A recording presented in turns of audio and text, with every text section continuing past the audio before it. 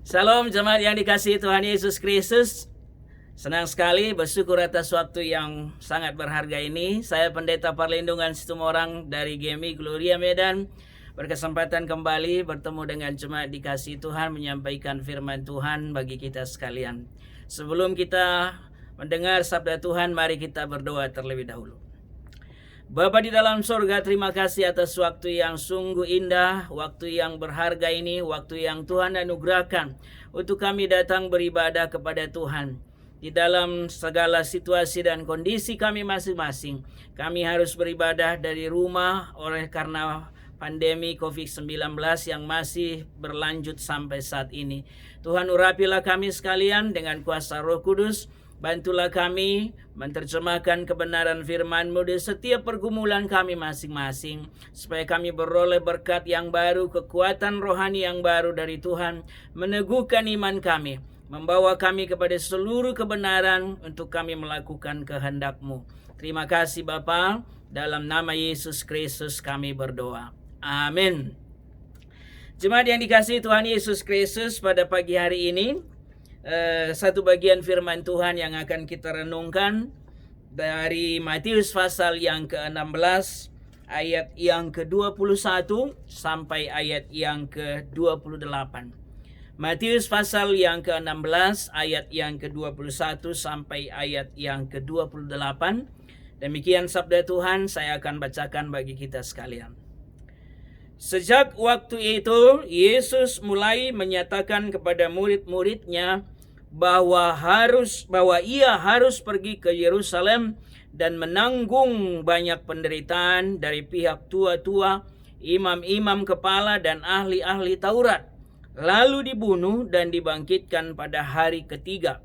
Tetapi Petrus menarik Yesus ke samping dan menegur dia. Katanya, "Tuhan, kiranya Allah menjauhkan hal itu. Hal itu sekali-kali takkan menimpa engkau." Maka Yesus berpaling dan berkata kepada Petrus, "Enyahlah iblis, engkau suatu batu sandungan bagiku, sebab engkau bukan memikirkan apa yang dipikirkan Allah, melainkan apa yang dipikirkan manusia." Lalu Yesus berkata kepada murid-muridnya, "Setiap orang yang mau mengikut aku, ia harus menyangkal dirinya, memikul salibnya, dan mengikut aku. Karena barang siapa mau menyelamatkan nyawanya, ia akan kehilangan nyawanya. Tetapi barang siapa kehilangan nyawanya karena aku, ia akan memperolehnya. Apa gunanya seorang memperoleh seluruh dunia tetapi kehilangan nyawanya? Dan apakah yang dapat diberikannya sebagai ganti nyawanya? Sebab Anak Manusia akan datang dalam kemuliaan Bapanya, diiringi malaikat-malaikatnya. Pada waktu itu, ia akan membalas setiap orang menurut perbuatannya. Aku berkata kepadamu, sesungguhnya di antara orang yang hadir di sini, ada yang tidak akan mati sebelum mereka melihat Anak Manusia datang sebagai Raja dalam kerajaannya." Sedemikian jauh pembacaan sabda Tuhan.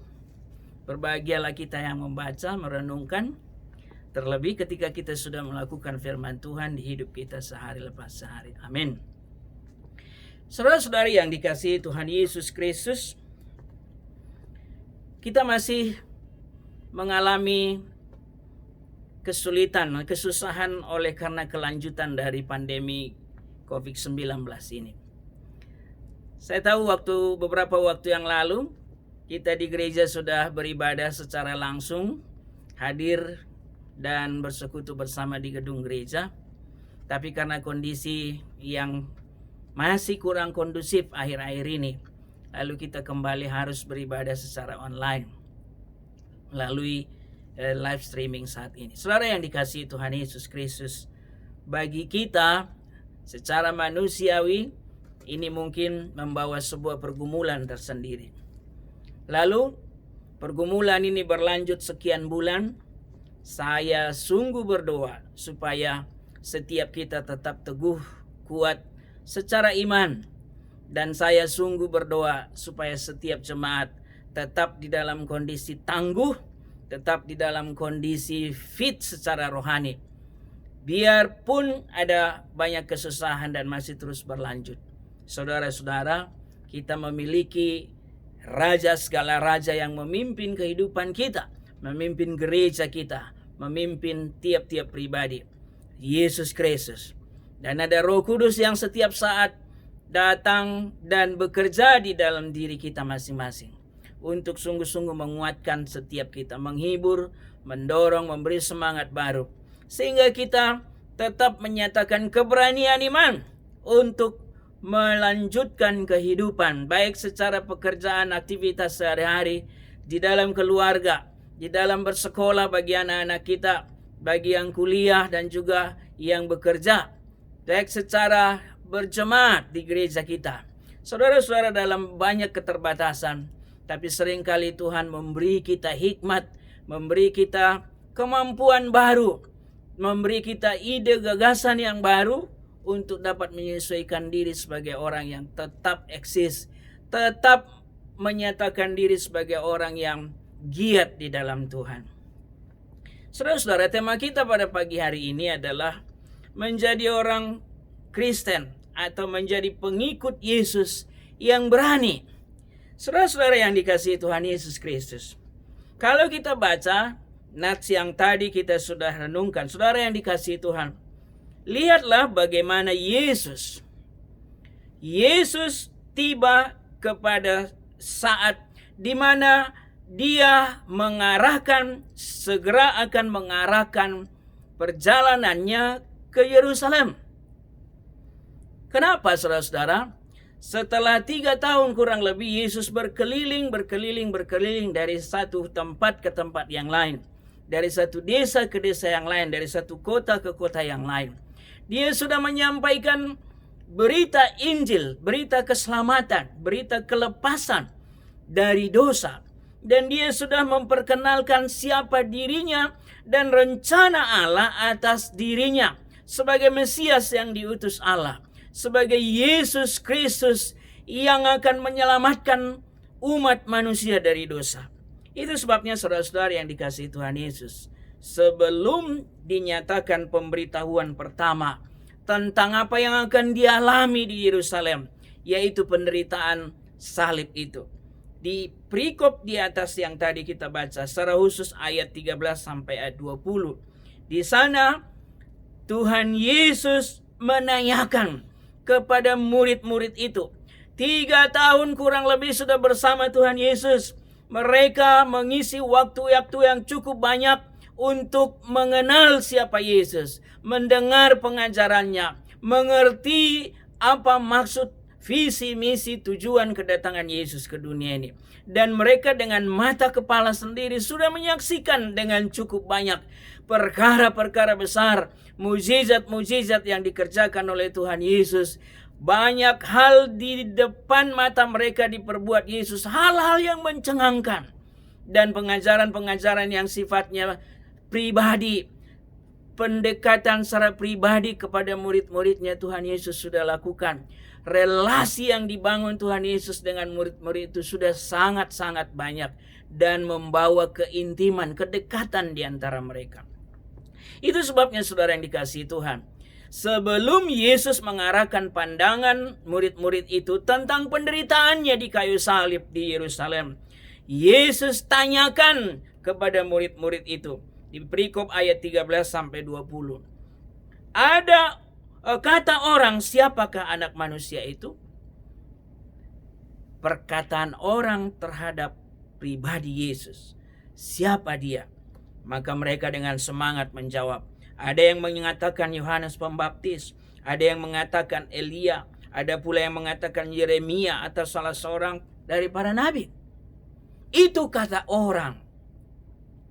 Tapi Yesus sekarang mengarahkan pertanyaan kepada mereka secara langsung. Lalu Yesus bertanya kepada mereka, tetapi apa katamu? Siapakah aku ini? Di sini hal yang sangat luar biasa dari Simon Petrus, saudara-saudara, murid yang sangat-sangat dekat dengan dia dan murid yang antusias, bersemangat setiap saat. Saudara, Petrus menjawab, "Engkau adalah Mesias, Anak Allah yang hidup." Saudara, jawaban Petrus ini ini sungguh-sungguh mewakili seluruh keberadaan Tuhan Yesus Kristus sebagai anak Allah yang diutus ke dunia ini.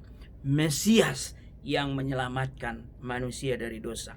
Itu sebabnya jawaban dari Rasul Petrus ini dipuji Tuhan Yesus sebagai jawaban yang sangat indah, sangat bagus. Berbahagialah engkau Simon bin Yunus, sebab bukan manusia yang menyatakan itu kepadamu, melainkan Bapa-Ku yang di sorga. Saudara, apa maksudnya ini bagi kita? Saudara, jawaban Petrus ini harus menjadi jawaban kita juga ketika orang bertanya, siapa Yesus bagimu? Saudara, sudah berapa lama kita menjadi orang Kristen? Kalau ada orang bertanya, menurutmu siapa Yesus yang kau sembah itu? Dapatkah kita menjelaskan siapa pribadi Yesus yang kita sembah? Pribadi sebagai Tuhan dan Juru Selamat, yang telah menjadi Tuhan kita, yang telah menjadi Juru Selamat kita. Saudara yang dikasihi Tuhan, menjadi seorang pengikut Yesus yang berani dimulai dari sini. Pengenalan dan pengakuan yang sungguh-sungguh, percaya dan iman kita yang teguh kepada Yesus yang sungguh-sungguh. Saudara, kalau ini sudah mantap di dalam hidup kita, maka siapapun yang akan mencoba menggoyahkan iman kita, kita tidak akan gentar. Apapun tantangan dalam hidup dan iman kita, termasuk saudara-saudara masa-masa yang sulit seperti sekarang ini, maka kita tidak akan mudah untuk gentar menghadapinya dan tidak mudah untuk rapuh, dan akhirnya kita didapati sebagai orang-orang yang mundur secara rohani. Tidak, saudara. Saudara, pengenalan kita kepada Yesus Kristus sebagai Tuhan dan Juru Selamat, sebagai Mesias bagi kita, itu harus sungguh-sungguh mantap. Berbeda sekali, saudara-saudara, lihat. Rasul Petrus baru saja di ayat yang ke-16 menjawab jati diri yang sangat-sangat pas, yang sesuai seperti apa yang dikatakan tentang Yesus Kristus. Engkau adalah Mesias, anak Allah yang hidup. Tapi di perikop yang kedua di ayat 21 yang tadi saya bacakan, saudara, ketika Yesus pertama kali memberitahukan tentang maksud dan tujuannya pergi ke Yerusalem, dikatakan ia harus pergi ke Yerusalem. Kenapa harus? Saudara, sejak perencanaan kedatangan Yesus mulai dari perjanjian lama, saudara-saudara yang dikasihi Tuhan, dari tahun ke tahun, dari zaman ke zaman, para nabi diutus oleh Tuhan Allah untuk menggambarkan akan kedatangan Mesias. Dan benar, pada waktunya Yesus hadir di dunia ini, pada waktunya Yesus mulai mengajar, pada waktunya Yesus sudah mau mendekati selesai mengajar dan memberitakan siapa Tuhan dan rencana keselamatan yang akan dinyatakan melalui dirinya. Saudara yang dikasihi Tuhan Yesus, dikatakan harus pergi ke Yerusalem. Ketika bicara tentang Yerusalem, tentu bicara tentang finishing, puncak dari rencana kedatangan Yesus, yaitu pengorbanan dirinya di kayu salib. Itu sebabnya Yesus sudah mulai membicarakan tentang penderitaan. Anak manusia itu harus menanggung banyak penderitaan. Saudara, penolakan yang paling menyakitkan sebetulnya bukan dari orang-orang luar sana yang tidak menerima keberadaan Yesus, tapi justru dari pihak tua-tua, imam-imam kepala, ahli-ahli Taurat. Orang ini, para ahli-ahli Taurat, tua-tua dan imam kepala, setiap hari menceritakan kepada umat Israel, mereka menantikan Mesias, mereka menantikan keselamatan dari Tuhan. Tapi sekarang di depan mata mereka sendiri, Yesus sang Mesias itu hadir. Justru mereka menjadi pelopor utama, menjadi orang nomor satu di depan yang mempengaruhi masyarakat, mempengaruhi umat Israel untuk tidak menerima Yesus, tidak menerima pengajarannya, bahkan memusuhi Yesus. Di ayat yang ke-21 terakhir dikatakan, bahkan Yesus sudah memberitakan bahwa dia akan dibunuh dan dibangkitkan pada hari yang ketiga. Saudara-saudari, pemberitaan ini sangat mengejutkan bagi murid-murid, termasuk bagi Petrus. Itu sebabnya saudara, Petrus menarik Yesus ke samping dan menegur dia. Saudara, lihatlah yang tadi saya bacakan di ayat 16. Petrus menjawab dengan sangat baik dan tepat sekali. Siapa Yesus? Dia adalah Mesias, anak Allah yang hidup. Tapi ketika sang Mesias itu bicara tentang penderitaan di Yerusalem, Petrus tidak menerima. Petrus tidak mau hal itu terjadi. Petrus protes, saudara-saudara. Itu sebabnya dia katakan, dia menarik Yesus ke samping dan menegur dia. Katanya, Tuhan, kiranya Allah menjauhkan hal itu. Hal itu sekali-kali takkan menimpa engkau. Ini sangat-sangat fatal sekali. Sikap dan perkataan Petrus. Kenapa, saudara? Itu berarti Petrus mau menerima keselamatan dari sang Mesias itu tanpa pengorbanan. Petrus mau keselamatan tanpa salib. Petrus mau keselamatan tanpa penderitaan Yesus di kayu salib, tanpa penumpahan darah, tanpa pengorbanan dari Yesus yang akan dikorbankan tubuh dan darahnya. Padahal dari sejak perjanjian lama, saudara-saudara, rancangan ini sudah begitu pas dinubuatkan bahwa urusan dosa, keselamatan lepas dari dosa hanya dapat terjadi kalau ada pengorbanan dan penggantian hidup kita di atas kayu salib. Itulah yang akan dikerjakan oleh Yesus. Saudara, menjadi orang Kristen yang berani adalah setelah mengenal sungguh-sungguh siapa Yesus, tapi juga mengerti betul arti dari pengorbanan Yesus bagi kita. Saudara-saudara yang dikasihi Tuhan, itu sebabnya Yesus sangat-sangat berkeberatan atas jawaban Petrus ini. Sampai-sampai muncul kata ayat 23. Maka Yesus berpaling dan berkata kepada Petrus, enyahlah iblis, engkau suatu batu sandungan bagiku, sebab engkau bukan memikirkan apa yang dipikirkan Allah, melainkan apa yang dipikirkan manusia. Saudara, kalau Yesus tidak jadi disalibkan, itu berarti seluruh rencana Allah, seluruh visi misi keselamatan tidak akan berhasil dikerjakan Yesus. Salib itu harus dijalani Yesus. Itu sebabnya pengorbanan Kristus harus menjadi teladan bagi kita, saudara.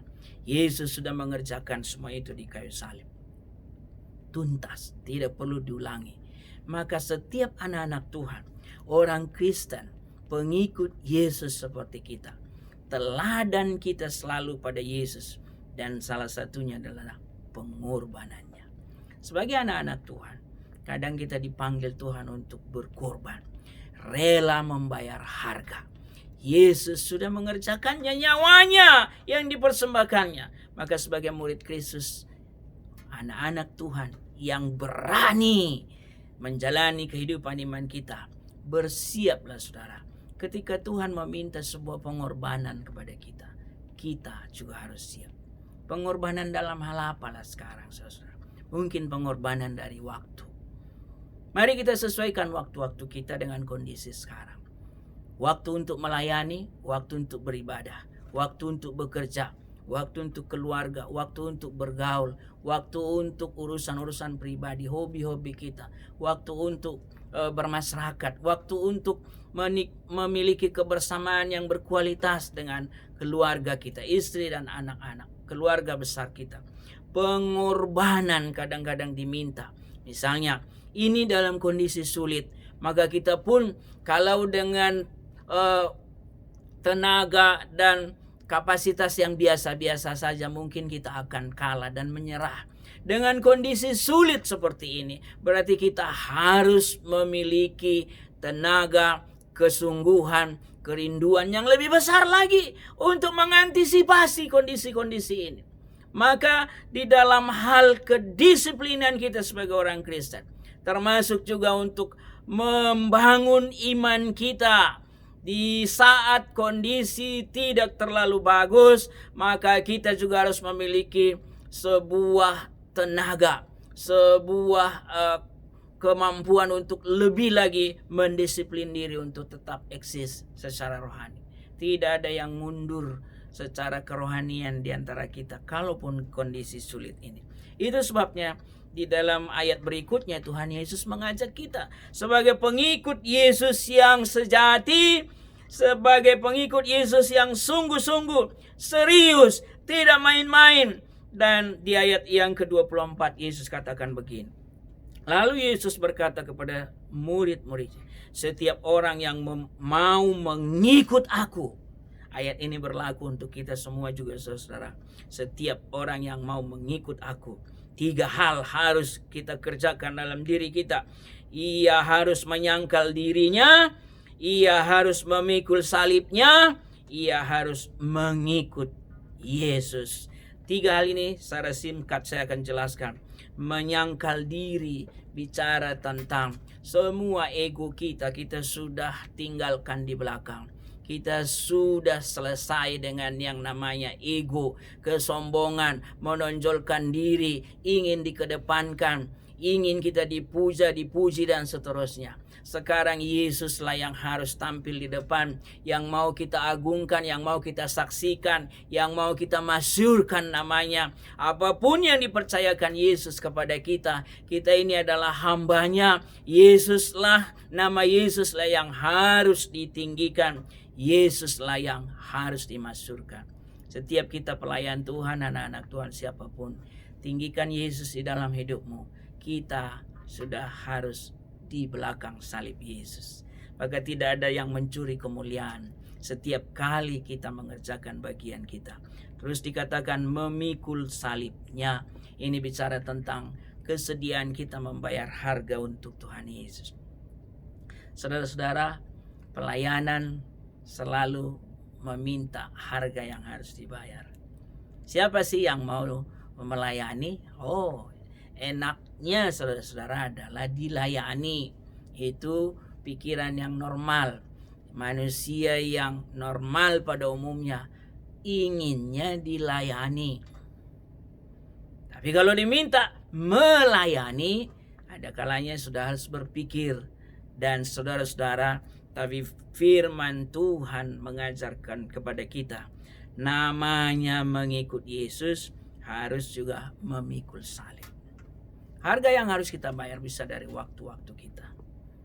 Ayo sekarang tidak leluasa datang ke gereja, pertemuan ibadah, perjumpaan dengan sahabat-sahabat satu seiman, tapi di rumah masing-masing. Kita settinglah waktu-waktu ini, mungkin harus melalui acara-acara yang virtual di rumah masing-masing, online dan seterusnya. Butuh kesediaan di antara kita. Ada kalanya kita harus diminta untuk bayar harga untuk apa? Data, HP ya. Supaya apa? Supaya kita bisa mengikuti kegiatan. Dan mungkin harus datang ke gereja mempersiapkan sesuatu, live streaming dan rekaman-rekaman untuk ditayangkan. Kita harus siap untuk itu. Ada resiko-resiko, tapi kita harus siap mengerjakannya. Memikul salib bicara tentang kesediaan membayar harga. Dan yang ketiga, setiap orang yang mau mengikut aku, kata Yesus, dikatakan mengikut aku. Diulangi kata mengikut. Maksudnya saudara-saudara, secara kontinu, terus menerus. Tidak waktu-waktu tertentu saja lalu menghilang. Tidak dalam kurun waktu lagi happy-happy saja kita muncul ke permukaan. Sedikit ada masalah hilang. Dan ini seringkali terjadi di dalam jemaat saudara. Semuanya pada waktu serba beres, semangat luar biasa. Tapi sedikit ada masalah lalu hilang dari pertemuan ibadah. Tidak ke gereja lagi. Merosot langsung imannya. Bahkan ada hal-hal yang menyedihkan. Para pengurus, para majelis, orang-orang yang sudah dipercayakan satu tugas di dalam periode tertentu, sedikit ada masalah langsung hilang, mengundurkan diri, tidak mau melanjutkan lagi. Sedikit ada kekecewaan, saudara, ini seringkali menyedihkan bagi kita semua. Langsung cabut, tidak lagi mau ikut, mundur. Saudara-saudaraku yang dikasihi Tuhan, bahkan sedikit ada godaan dari dunia ini, banyak sekali godaan saudara untuk membelokkan iman kita. Bisa godaan harta, bisa godaan wanita, pria, bisa godaan pekerjaan, godaan jabatan dan seterusnya. Kita saksikan dan itu menyedihkan sekali. Ada 1-2 orang yang begitu giat dulunya di dalam gereja, tapi ada godaan, langsung dia sambar itu godaan. Dia lebih memilih sesuatu yang sifatnya sementara dengan ringan dan gampang dia tinggalkan Yesus. Saudara-saudara yang dikasihi Tuhan, firman bilang, setiap orang yang mau mengikut Yesus 3 hal itu. Memikul salib, lalu dikatakan menyangkal diri, memikul salib, dan mengikut Yesus. Dan yang terakhir saudara, sebagai seorang pengikut Yesus Kristus yang berani, setelah kita membangun sebuah komitmen, namanya aku pengikut Yesus, aku harus sanggup menjadi seorang yang menyangkal diri. Tidak ada kamus lagi bagi anak Tuhan seperti kita untuk menyombongkan diri. Kerendahan hati, penghambaan, dan hidup seutuhnya untuk Tuhan. Itulah hidup kita sekarang. Dan kita siap mengerjakan apapun yang dipercayakan Tuhan. Dan continue, kita akan selesaikan sampai akhir. Yang terakhir, saudara-saudara yang dikasihi Tuhan Yesus Kristus, mari kita untuk mengerjakan keselamatan yang sudah kita peroleh dari Tuhan itu, untuk lebih mencintai apa yang dicintai oleh Tuhan Yesus Kristus. Ayat yang ke-26 dikatakan, apa gunanya seorang memiliki seluruh dunia tetapi kehilangan nyawanya? Dan apakah yang dapat diberikan sebagai ganti nyawanya? Sebab anak manusia akan datang dalam kemuliaan Bapanya, diiringi malaikat-malaikatnya. Pada waktu itu ia akan membalas setiap orang menurut perbuatannya. Saudara, sebagai seorang anak Tuhan, setelah kita memperoleh keselamatan, jaminan dari Tuhan Yesus, masuk surga, itu sesuatu yang tidak perlu kita ragukan lagi. Kita anak Tuhan, status kita jelas. Tapi selama menjadi anak Tuhan ini, saudara, diminta kepada kita, jadilah seorang Kristen yang tampil, bercahaya, smart, bisa dilihat orang sebagai teladan lewat perbuatan kita sehari-hari. Dunia ini selalu menyaksikan kita, saudara. Bagaimana kita berkata-kata, bagaimana kita mengambil keputusan-keputusan, bagaimana kita bersikap, bagaimana kita juga membangun relasi dengan orang, bagaimana kita menampilkan diri kita dalam segala hal 24 jam. Saudara-saudara sebagai pengusaha, bagaimana engkau menjadi pengusaha yang menyaksikan kasih Kristus, para pengurus gereja yang menyaksikan kasih Kristus, sebagai jemaat di lingkungan dimanapun kita tinggal, orang lain melihat keteladanan dari perbuatan kita. Perkataan kita adalah perkataan yang sudah memberkati orang. Sikap-sikap kita bertetangga, sikap kita di dalam keluarga besar, ya. Ada kalanya mungkin anggota keluarga besar kita belum percaya Yesus, lalu kita sebagai orang Kristen, saatnya lah sekarang kita menunjukkan teladan terbaik di hidup mereka, bahwa kita memiliki Yesus Kristus. Saudara, kondisi-kondisi sulit ini mungkin masih panjang, tapi sebagai seorang Kristen yang berani, tunjukkanlah kualitas imanmu.